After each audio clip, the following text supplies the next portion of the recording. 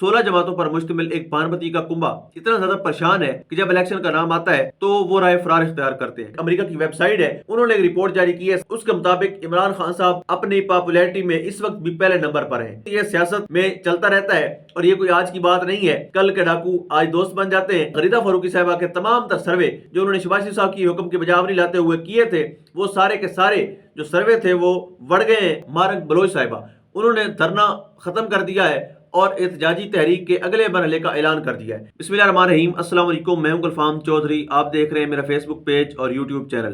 पाकिस्तान में होने वाली कुछ आम तरीन डेवलपमेंट आपके सामने रखेंगे। फर्स्ट ऑफ ऑल, एक ऐसा शख्स जो अडयाला जेल में बंद है, जिसकी पॉपुलैरिटी से खाइफ होकर इलेक्शन से बार बार राय फरार इख्तियार किया जाता है, जिनकी मकबूलियत से, जिनकी पॉपुलैरिटी से 16 जमातों पर मुश्तमिल एक पानपति का कुंबा इतना ज्यादा परेशान है कि जब इलेक्शन का नाम आता है तो वो राय फरार इख्तियार करते हैं। वो लोग जो इलेक्शन को कंट्रोल करते हैं और वो लोग जो पॉलिटिकल पार्टीज को कंट्रोल करते हैं, वो लोग जो इक़्तिदार की बंदरबांट करते हैं, वो भी परेशान दिखाई देते हैं। और उनकी पॉपुलैरिटी के इस जोर को तोड़ने के लिए, चाहे वो फेक गवाहियाँ हो, फेक मुकदमात हों, इल्ज़ामात की बौछार हो, कैरेक्टर एसोसिएशन हो, जिस तरह का भी हरबा उनको लगता है कि शायद इससे कोई ग्राफ नीचे आ जाएगा, वो हरबा इस्तेमाल किया गया है। लेकिन किस हद तक वो कामयाब हुआ है कि आज अमेरिका की वेबसाइट है, उन्होंने एक रिपोर्ट जारी की है, सर्वे जारी किया है। उसके मुताबिक इमरान खान साहब अपनी पॉपुलैरिटी में इस वक्त भी पहले नंबर पर हैं।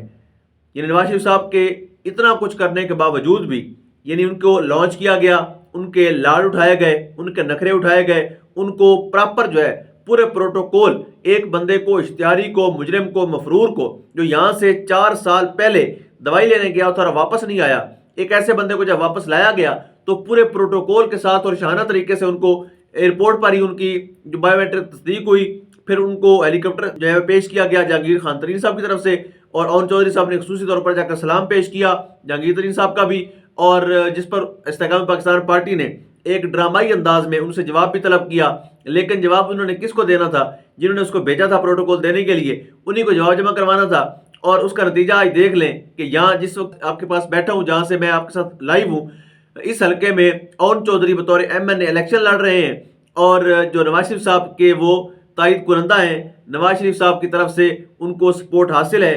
इस्तेकाम पाकिस्तान पार्टी और मुस्लिम लीग नून के मुतफिका उम्मीदवार ओन चौधरी, जिनके बारे में मुस्लिम लीग नून कल तक ड्रग स्मगलर कहती थी, उनको माफिया कहती थी, जब वो इमरान खान साहब के साथ होते थे तब वो गुनाहगार थे। और जैसे ही उन्होंने इस्तेकाम पाकिस्तान पार्टी ज्वाइन की तो उनको दूर से धुलाकर, दूर से नहलाकर, उनको साफ सुथरा और पवित्र करके सियासत में उतार दिया गया। बरसूरत ये सियासत में चलता रहता है और ये कोई आज की बात नहीं है। कल के डाकू आज दोस्त बन जाते हैं, ये भी होता रहता है। खैर, ये सियासी मामलात हैं, चलते रहेंगे। अब वो रिपोर्ट जारी हो गई है और गरीदा फारूकी साहबा के तमाम तर सर्वे जो उन्होंने शहबाज शरीफ साहब की हुक्म की बजावरी लाते हुए किए थे, वो सारे के सारे जो सर्वे थे वो बढ़ गए हैं और जो रिपोर्ट थी वो अब बाजी ले गई है। और उसी के मुताबिक ही लोगों को इस बात पर सोचने पर मजबूर कर दिया है उस सर्वे ने कि आज भी इमरान खान साहब इतना कुछ होने के बावजूद भी पॉपुलैरिटी में उनका ग्राफ आज भी सबसे टॉप पर है। उसके बाद दूसरी खबर आपके सामने रखते हैं। मारंग बलोच, जो बलोच यकजहती कमेटी है, उसकी रहनुमा है मारंग बलोच साहिबा, उन्होंने धरना खत्म कर दिया है और एहतजाजी तहरीक के अगले मरहले का ऐलान कर दिया है। तफसीलात में आपके सामने रखते हैं। वफाकी दारुल हुकूमत में प्रेस क्लब के बाहर अपना धरना खत्म करते हुए बलोच यकजहती कमेटी के रहनुमा मारंग बलोच ने कहा कि आज हम तहरीक के चौथे मरहले का इख्तिताम करते हैं। यानी उनकी जो तहरीक है लापता अफराद के हवाले से, इसको वो मराहिल के अंदर लेकर चल रहे हैं। पहले उन्होंने अपने मकामी लेवल पर एहतजाज किए, फिर उसको चलते चलते इस्लामाबाद तक लेके आए। अब मजीद उन्होंने इस फेज का खात्मा किया और साथ ही कहा, 5वें मरहले का ऐलान करते हुए कहा कि अगले मरहले में हम सोशल मीडिया और दीगर मीडिया चैनल्स के जरिए अपनी तहरीक को उजागर करेंगे और मजीद आवाज़ बुलंद करेंगे। आइंदा मरहले का ऐलान करते हुए मजीद बताया कि 27 जनवरी को हम क्वेटा में जलसा करने जा रहे हैं। ये वो लोग जो इस्लामाबाद में गए थे ठिठुरती सर्दी के अंदर, और ठिठुरती सर्दी के अंदर उन पे पानी भी फेंका गया, वाटर कैनन का इस्तेमाल भी किया गया, शेलिंग भी हुई, गोलियां भी चली, उनको थानों में भी रखा गया। लेकिन वो लोग वहां से अब एट द एंड इस रियासत के उस दोरे म्यार के साथ का सामना करते हुए वहां पर बैठे रहे। लेकिन अब उन्होंने उस धरने का खत्म करने का ऐलान किया है और अब उन्होंने फैसला किया है कि वो अपनी आवाज़ सोशल मीडिया पर इस वक्त उठाएंगे और अपना तमाम तर रिकॉर्ड जो है वो सोशल मीडिया पर रखेंगे कि ये हमारे लोग हैं, ये इस वक्त जो है वो लापता हैं। उसके बाद चीफ जस्टिस साहब आज एक बार फिर से हमें फार्म में नजर आए और खास तौर पर जब पाकिस्तान तहरीक इंसाफ को केस लगा होता है عمران خان صاحب کے کسی ساتھی کا وہاں پر ذکر ہو جائے یا خان صاحب کا خود کا ذکر ہو جائے، ان کی جماعت کا ذکر ہو جائے، تو ہمارے بدقسمتی کے ساتھ پاکستان کی سب سے بڑی عدالت کے سب سے بڑے قاضی صاحب جو ہیں وہ اس وقت بڑے جلال میں آ جاتے ہیں، ان کو شاید وہ ریفرنس یاد آ جاتا ہے جو عمران خان صاحب کی حکومت میں قاضی صاحب کے خلاف دائر کیا گیا تھا۔ آج تک وہ بندہ اس ریفرنس سے باہر نہیں نکل پایا، اب بھی وہ ان کی سوچ وہی کی وہی کھڑی ہوئی ہے۔ اب بھی جب خان صاحب کا نام آتا ہے تو چیف صاحب جو ہے ان کا غصہ وہ دیدنی ہوتا ہے، ان کے جو وہاں پر جس طرح کے وہ لیکچر دیتے ہیں اور دلائل دیتے ہیں، یعنی مسلم لیگ نون کو کوئی وکیل ہائر کرنے کی ضرورت ہی نہیں پڑتی، ان کو بس پتا ہے کہ چیف صاحب بیٹھے ہیں خود ہینڈل کر لیں گے، ورنہ ججز اتنی لمبی بحث نہیں کرتے ہوتے۔ المکسر وہ کیس کو سنتے ہیں اور قانون کی بنیاد پر فیصلہ سناتے ہیں، لیکن یہاں پر کچھ الٹ کام نظر آ رہا ہے۔ آج جب ایک کیس کی سماعت ہوئی، چیف صاحب فرماتے ہیں کیوں نہ قاسم سوری کے خلاف بھی سنگین غداری کی کارروائی کی جائے۔ اب مزید کہا کہ سپریم کورٹ نے نیلی کیس میں قومی اسمبلی کے سابق ڈپٹی اسپیکر قاسم سوری کو آئندہ سماعت پر ذاتی حیثیت میں طلب کر لیا، اور یاد رہے کہ قاسم سوری صاحب جو ہیں وہ جو جس طرح کی کارروائی چل رہی ہیں پاکستان کے اندر اس وقت وہ روپوش ہیں اور بالکل کسی نے ان کو نہیں دیکھا، وہ کہیں پر بھی نہیں ہے، اور اگر باہر ہوتے تو وہ یقیناً کسی جیل میں ہوتے، کسی تھانے میں بند ہوتے یا کسی نہ کسی مقدمے کا سامنا کر رہے ہوتے۔ مزید تفصیلات بتاتے ہیں آپ کو۔ چیف جسٹس کا دفاعی سربراہی میں 3 رکنی بینچ قاسم سوری کے الیکشن میں مبینہ دھاندلی کیس کی سماعت۔ چیف جسٹس نے کہا کہ حکم تنہا لینے کے بعد مقدمہ سماعت کے لیے مقرر نہیں کیا گیا، سپریم کورٹ کے اندرونی سسٹم کے ساتھ ہیرا پھیری کی گئی ہے۔ سوال یہ ہے کہ سپریم کورٹ کا اندرونی سسٹم چلا کون رہا ہے، کون سا مقدمہ لگنا ہے کون سا نہیں لگنا، سپریم کورٹ میں پہنچنے والے لمبے ہاتھ ختم کر رہے ہیں، مقدمات کیسے یکجا کیے جا رہے ہیں۔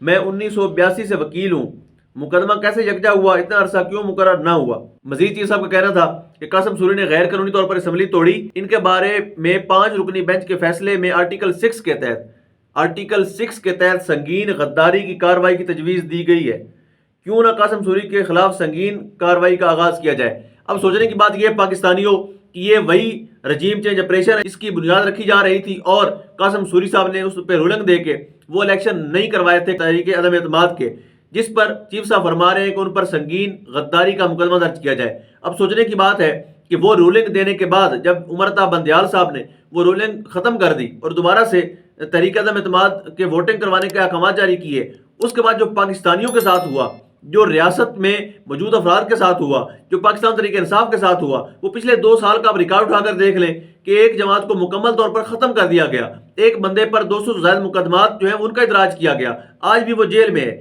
ایک کیس میں ضمانت ملتی ہے دوسرے میں گرفتار کر لیا جاتا ہے، لیکن اس کے باوجود بھی جس بندے کی رولنگ کی وجہ سے یہ ساری کی ساری بے ایمانی، بدعنوانی، یہ کرپشن، یہ خیانت رک سکتی تھی، اس کو سنگین غداری کے مقدمہ میں نامزد کیا جانا چاہیے، لیکن جن کے حکم کی وجہ سے پوری قوم نے بھگتا ان کو بالکل کچھ نہیں کہنا چاہیے۔ آج بھی پویتر ہیں، آج بھی قوم کے محسن ہیں، آج بھی ملک کے وفادار ہیں، تو یہ اس ملک میں ہو رہا ہے۔ اس کے بعد عمران خان صاحب کی توشہ خانہ اور کرپشن کیسز میں درخواستیں دائر ہو گئی ہیں ضمانت کے لیے۔ مزید تفصیلات آپ کے سامنے رکھتے ہیں۔ عمران خان کی جانب سے توشہ خانہ اور 190 ملین پاؤنڈ کیسز میں ضمانتوں کی درخواست دائر کروا دی گئی۔ عمران خان نے دونوں کیسز کی ضمانت کے لیے اسلام آباد ہائی کورٹ سے رجوع کر لیا۔ دونوں مقدمات کی ضمانت میں الگ الگ درخواستیں دائر کی اور اس میں درخواست میں نیب، ڈی جی نیب، تفتیشی افسر کو فریق بناتے ہوئے موقع اختیار کیا کہ کیس کا ٹرائل مکمل ہونے تک اور حتمی فیصلے تک ضمانت منظور کی جائے۔ مزید کیا کہا کہ مجھ پر بنائے گئے مقدمات سیاسی انتقام اور بدنیتی پر مبنی ہیں۔ سابق چیئرمین نیب آفتاب سلطان نے دباؤ کے باوجود سیاسی نوعیت کے کیسز بنانے سے انکار کیا تھا۔ احتساب عدالت نے دونوں کیسز میں بانی P T I Imran Khan کی ضمانت بعد از گرفتاری مسترد کر دی تھی۔ پہلے جو چیئرمین نیب تھے ان کو جب کہا گیا کارروائی کا تو انہوں نے معذرت کی کہ میں سیاسی کارروائیاں نہیں کروں گا، جس کی وجہ سے ان کو بھی چھٹی کروا دی گئی تھی، اور جو نئے نیب چیئرمین آئے تھے انہوں نے پھر ان کے مطابق جو ان کو احکامات سنائے گئے انہوں نے اس کے مطابق کارروائی کی اور عمران خان صاحب کو پابند سلاسل کیا۔ اور آخر میں بات کرتے ہیں لاپتہ افراد کے حوالے سے سندھ کے اندر ایک درخواست دائر کی گئی تھی اور سندھ ہائی کورٹ میں مزید آج جو ہے فیصلہ سامنے آیا ہے کہ لاپتہ افراد کے متعلق پولیس رپورٹ غیر تسلی بخش قرار دے دی گئی اور ان لوگوں کو بازیاب کروانے کا حکم بھی دے دیا گیا ہے۔ سندھ ہائی کورٹ نے لاپتہ افراد کی بازیابی کے متعلق درخواستوں پر شہریوں کو بازیاب کرانے کا حکم دے دیا۔ عدالت نے بیشتر لاپتہ افراد کی بازیابی سے متعلق پولیس رپورٹ غیر تسلی بخش قرار دے دی۔ جسٹس نعمت اللہ نے ریمارکس دیے کہ بتایا جائے کہ 1 مہینے کا وقت دیا، اتنے دنوں میں کیا اقدامات ہوئے۔ تفتیشی افسر نے کہا مختلف اداروں کو خطوط لکھے گئے، جواب نہیں ملا۔ اس پر عدالت نے وفاقی سیکرٹری داخلہ کو لاپتہ افراد کے معاملے میں مداخلت کرنے کی ہدایت کر دی۔ عدالت نے محمد یونس، عمیر زمان، عبدالحسن ماہد زمان اور دیگر کی بازیابی کے لیے احکامات بھی جاری کیے۔ عدالت نے ریمارکس دیے، لاپتہ افراد کا سراغ نہ لگائے جانے پر درخواست گزار مایوسی کا شکار ہے۔ کئی لاپتہ افراد کے اہل خانہ اور وکلاء بعد میں پیش نہیں ہوئے اور جو اس مقدمے کی سماعت تھی مزید 4 ہفتوں تک ملتوی کر دی گئی۔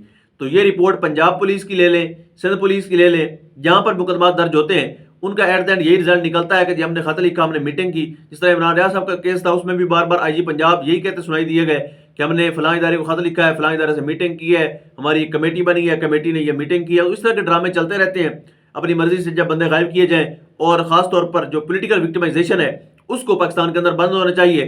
اگر اس کو بند نہیں کیا جائے گا تو پاکستان کے حالات سٹیبل نہیں ہو سکیں گے، اور اسی طرح سے اس سیاسی افراتفری میں عام عوام کے جو حقوق ہیں وہ سلب کیے جاتے رہیں گے۔ اللہ پاک وطن عزیز کا حامی و ناصر ہو۔ پاکستان زندہ باد۔